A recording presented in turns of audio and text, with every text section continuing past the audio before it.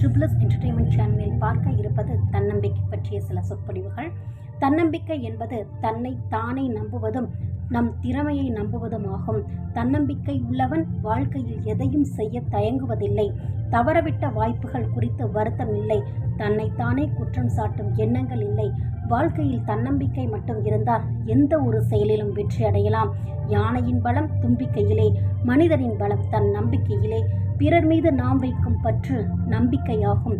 நம்மீது நாமே வைக்கும் நம்பிக்கையே தன் நம்பிக்கையாகும். கஷ்டங்களில் எதிர்நீச்சல் போட்டு வெற்றி கொள்ள தன்னம்பிக்கை அவசியமாகும். உலகம் உருண்டை என்று சொன்ன கலீலியோவையே நிராகரித்த உலகம் இது. சாதனையாளர்களின் வாழ்க்கை பெரும்பாலும் நிராகரிப்புகளால் ஆனதுதான். உலகில் சாதனையாளர்கள் தன்னம்பிக்கையை கைவிடாமல் இருந்ததால் தான் வாழ்வில் முன்னேறியுள்ளனர். வழிகள் இல்லாத மனிதர்களே இல்லை, ஆனால் வழிகள் மட்டுமே வாழ்க்கை இல்லை. வழிகள் என்பது முன்னேற்றத்திற்கான வழிகள்.